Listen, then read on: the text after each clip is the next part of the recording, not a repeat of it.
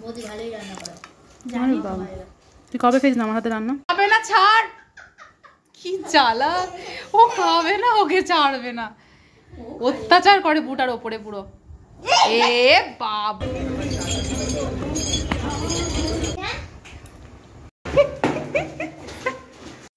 এখন আমি এবং মৌ পুরোপুরি তৈরি হয়ে বেরিয়ে পড়েছি।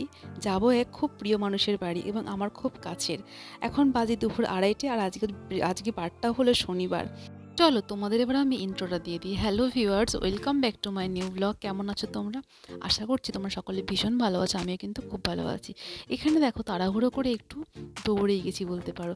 এই ভিডিওটা আমি ফেসবুক পেজে আপলোড করেছিলাম, অনেকেই দেখে আমাকে বলেছে দৌড়াচ্ছ কেন।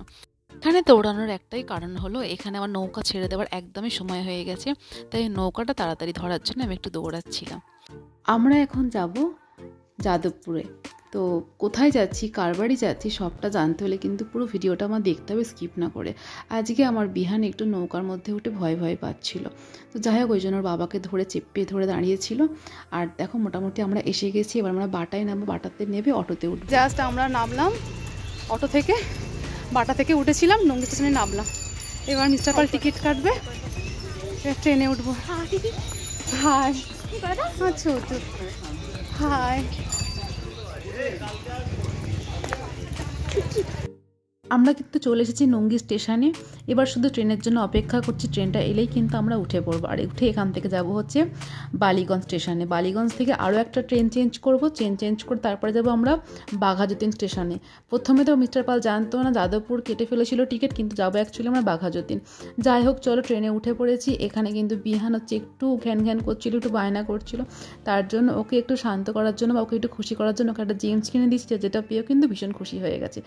আর জানো আমি যার বাড়ি যাচ্ছি তার বাড়ি আগে আমি কখনো যাইনি, এইটা আমি ফার্স্ট টাইম যাচ্ছি।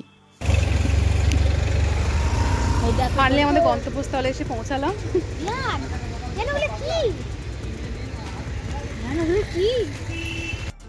ট্রেনের মধ্যে এতটাই ভিড় ছিল তাই আর কোনো ভিডিও শ্যুট করতে পারিনি। দুখানা ট্রেন চেঞ্জ করে নেমেছি, তারপরে টোটোর মধ্যে উঠেছি, টোটোতে 10-15 মিনিট ছিলাম। তো ফাইনালি আমরা আমাদের গন্তব্যস্থলে এসে গেছি। তো দেখো এখনও তোমাদের আমি বললাম না তো কোথায় এসেছি। হ্যাঁ, এবার আমি তোমাদের বলবো আমি কোথায় এসেছি আমারই এক পিসিমণির মেয়ের বাড়ি এসেছি। যারা আমার ভিডিও দেখো তারা হয়তো নাম শুনলেই বুঝবে, ও পায়েলকে তো অনেকেই চেনো। হ্যাঁ, আমি এসেছি পায়েলদের বাড়ি। তাও বলে দিই নতুনদের জন্য, ও হচ্ছে সম্পর্কে আমার ননদ হয়, কিন্তু সম্পর্কে ননদ বৌদি সম্পর্ক হলো, ওরা আর আমার সম্পর্কটা পুরো বন্ধুর মতন। মানে বন্ধুত্ব যদি বেশি কিছু থাকে তাহলে সেটাই হয়তো হবে। যাই হোক এখানে চাবি খোলা চলছে, চাবি তো খুলতেই পারছে না, কারণ মৌ এখানে অলরেডি এর আগে দুবার ঘুরে গেছে, তো ও তো ভাবলাম খুলে ফেলবে, যাই হোক ও পেরে উঠলো না। এখানে তারপরে মিস্টার পাল চেষ্টা করছে, ফাইনালি কেউই পারলো না, যার বাড়ি তাকে সেই গেটটা খুলতে হলো। চলো এসে গেছি আমার সেই প্রিয় মানুষটির বাড়ি, এবার তাকে একটু দেখায়। এই যে এখানে মাথা নিচু করে চলে যাচ্ছে, মুখে হাসি আর ধরে না, কারণ ও আজকে খুব খুশি, কারণ ও যে কবে থেকে বৌদি আসো করে যাচ্ছিলো, কিন্তু এসে আর উঠতে পারছিলাম না। তোমাদের বলবো কি জানি না, বললে কতটা বিশ্বাস করবে, আমাদের এই 6 থেকে 7 মাস ধরে এই প্ল্যানিং চলছিল এখানে আমরা আসবো, কিন্তু হয়ে আর উঠছিল না। যতবারই প্ল্যানিং যতবারই ক্যান্সেল হয়ে যায়। এবার এমনকি আজকের আসতেও অনেকটাই বাধা পড়ছিল।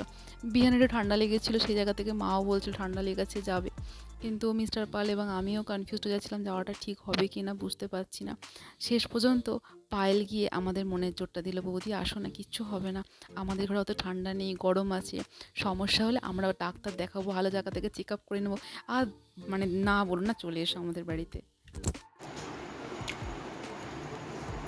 অফিসের ছুটিতে 2 দিন বাড়ি পেয়ে যাচ্ছে, তার মধ্যে একদম কুটুমকে জোর করে টেনে হিজড়ে এনেছে আমাদেরকে, এসে আর প্রচুর রান্না বান্না করতে। দেখো ওকে, এই যে ইনি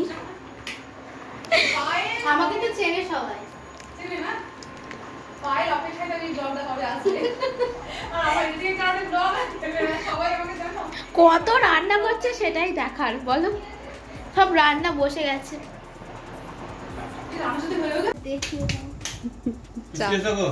পিসমণি আসো, চাটনি চলে এসছে। খুব সুন্দর পায়েল তোমার কাপগুলো।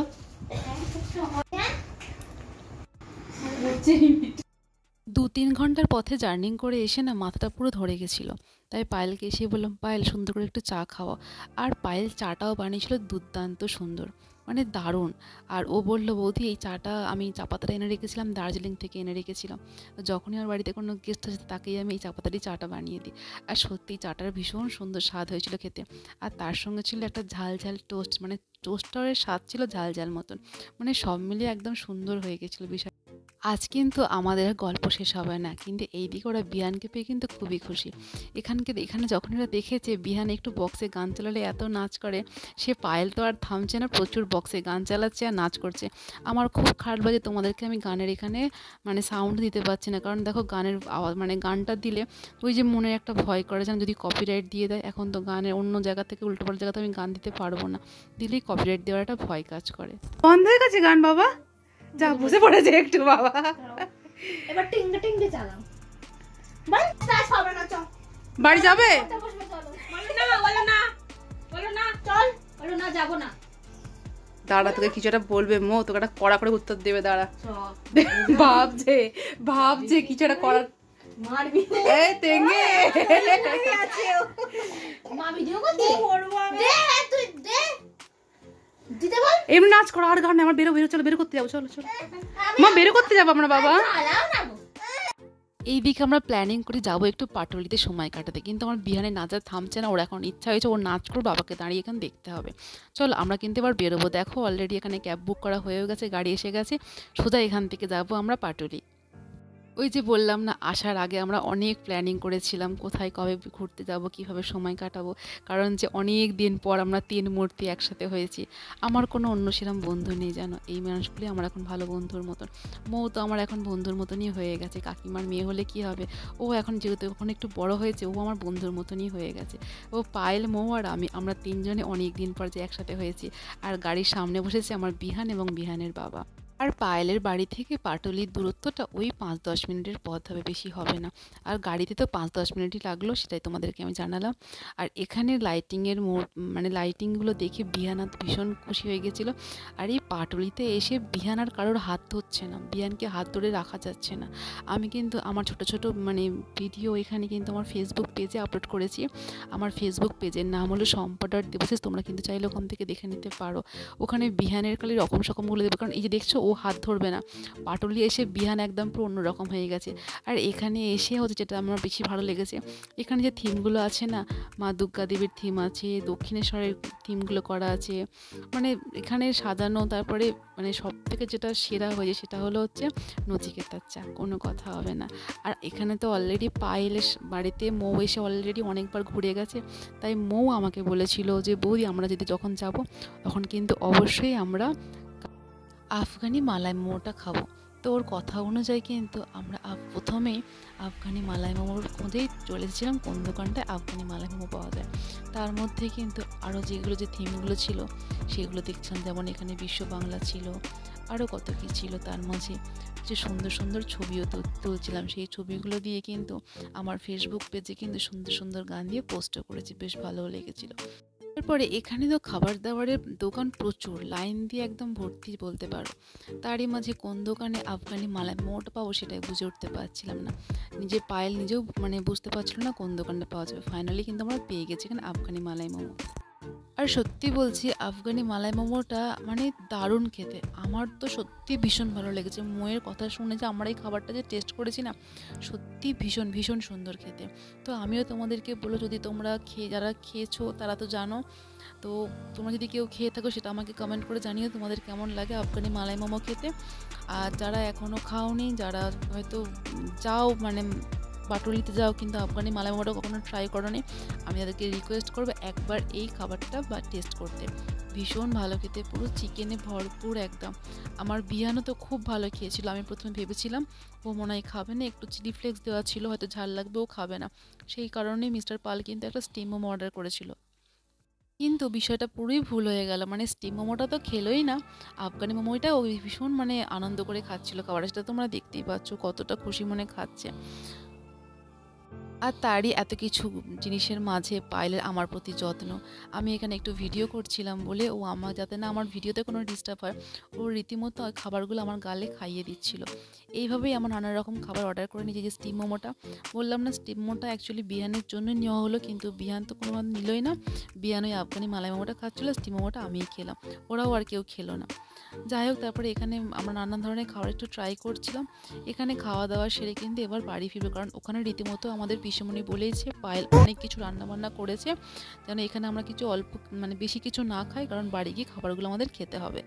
তারপরে কিন্তু ফাইনালি আমরা সেই স্বাদের খোঁজে চলে এসেছি নচিকেতার চা। সেটাও কিন্তু অলরেডি আমরা হাতে চা নিয়ে দাঁড়িয়ে পড়েছি। সত্যি কথা বলতে যেটা আমি রিয়েলাইজ করেছি, এখানে দাঁড়িয়ে যদি কারো হাতেরও মন খারাপ থাকে না, তাহলে আমার মনে হয় পাটুলিতে গিয়ে নচিকেতার চায়ের দোকানে দাঁড়িয়ে 1 কাপ চা নিয়ে শুধু দাঁড়িয়ে থাকো, মনটা এমনিই ভালো হয়ে যাবে।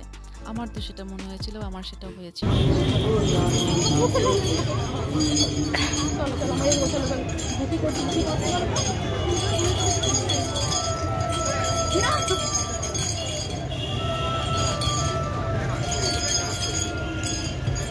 তুমি ফাটাও,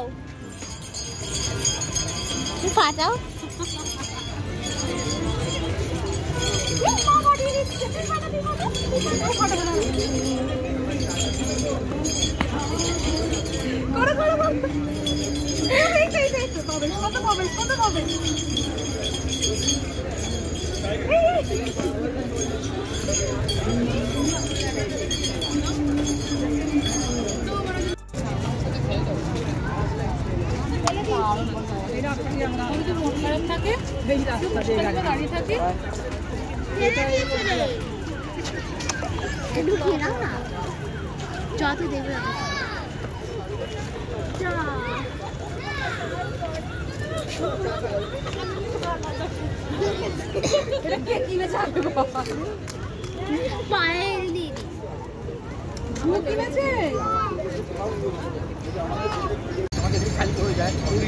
অনেক ঘোরাঘুরি হয়েছে, এবার আমরা বাড়ি যাবো, তার জন্য যেখানে একটু গাড়ি বুক করা হচ্ছে।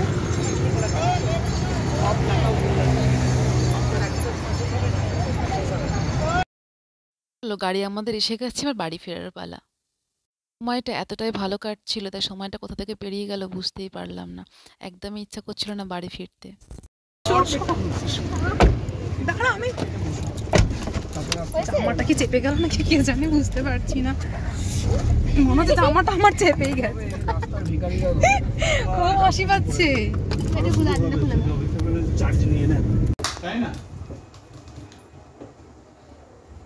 জল খাবে? হ্যাঁ গো, গিয়ার আমি জল খাইয়ে দেবো। হাঁপিয়ে গেছে, পাটুলি ঘুরে হাঁপিয়ে গেছে আমার ছেলে। আনন্দ হচ্ছে তোমার? তুমি থাকবে এখানে? হ্যাঁ বলছে থাকবে, বলছে হ্যাঁ। হ্যাঁ একটু গেল ওই গ্যাসের। এটা হচ্ছে অফিস থেকে পায়েলকে দিওয়ালি গিফট দিয়েছে। দেখি গিফটটা দেখবে এখানে, এখানটা দেখো পায়েল, তাহলে ভালো করে আমরা সবাই দেখতে পারবো। বাহ দারুণ জিনিসটা তো, পুরো গ্লাসের। হ্যাঁ কি সুন্দর দেখো,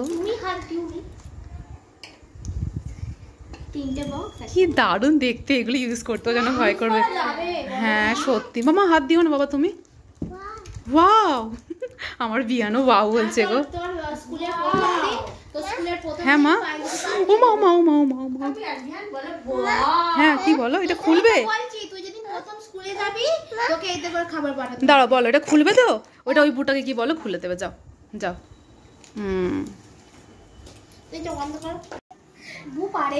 কি জ্বালা, ও বু খাবে না পুরো খাবারটাই ওকে বু আজকে খাইয়ে দিল বিয়ানকে আমার। হ্যাঁ হ্যাঁ ভুলে ভুলে খেলো, তখন হলে কিন্তু করে করছিল, যাক গিয়ে খেয়ে নিয়েছে। আর ওর মাংসটা খুব ভালো লেগেছে, এখানে খাচ্ছি খুশি মনে। যেটাই পায়েল ম্যাডাম রান্না করেছে। বাবাকে দেখতে হবে একটু মাংসের হাড় খাচ্ছে।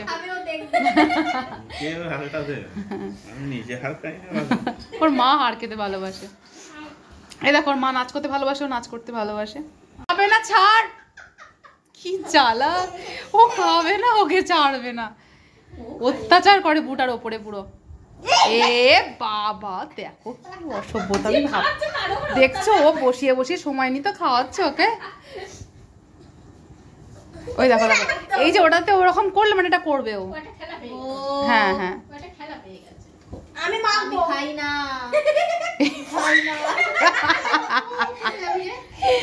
আমি খাবো, আমি খাবো। কি জ্বালা। তুই খবর খাবে এরকম।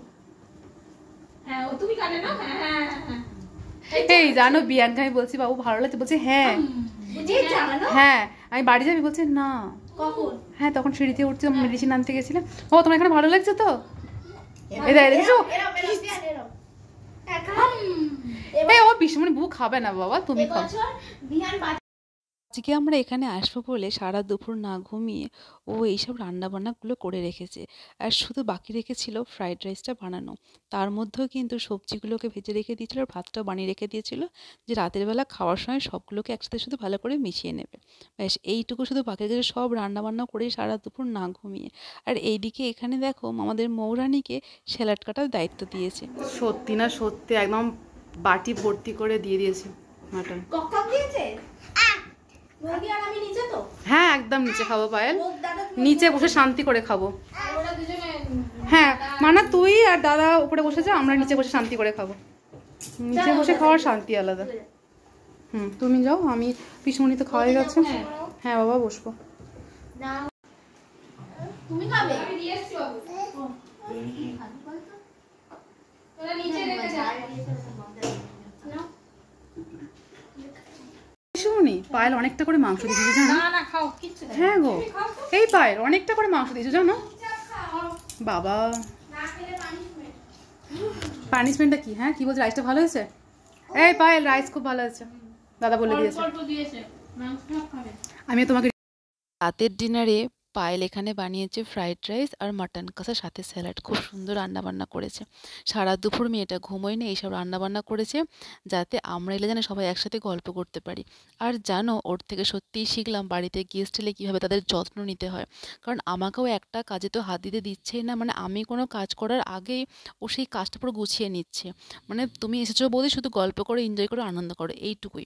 মানে সত্যি কথা বলছি, এত মানে যত্ন আমার আমাকে কেউ এত যত্নই আগে মনে কেউ করেছে কিনা সত্যি। আমার তো মানে সবাই ভালোবাসে, যত্ন নিশ্চয়ই করে, কিন্তু ওর মতন করে যত্ন মনে কেউ আমাকে করেনি এর আগে। আর রান্নাগুলো হয়েছেও কিন্তু ভীষণ সুন্দর। চলো খেয়ে নিই, পরে আবার কথা বলছি তোমাদের সাথে। রাতের খাওয়া দাওয়া শেষ করেছি। এখানে মৌরানী না পায়েল রানী কোল্ড ড্রিঙ্কস দিয়েছে। তার সাথে কি কি দিয়েছে বলো? বিট নুন দিয়েছে, চাট মশলা দিয়েছে। চলো খাওয়াটা স্টার্ট করবো। এটা খাওয়া দাওয়া করে আজকের মতন আমাদের দিন শেষ হবে। আজকে আমাদের গল্প শেষ হবে না, কখন ঘুমোবো তাও জানি না। চলো আজকের ব্লগটা আমি এখানে শেষ করবো। আমরা কিন্তু থাকবো 2 দিন এখানে, তোমাদের সঙ্গে আরও ভালো ভালো ব্লগ শেয়ার করব। দেখা হচ্ছে নেক্সট ব্লগে খুব শীঘ্রই। আজকের মতন এখানেই টাটা।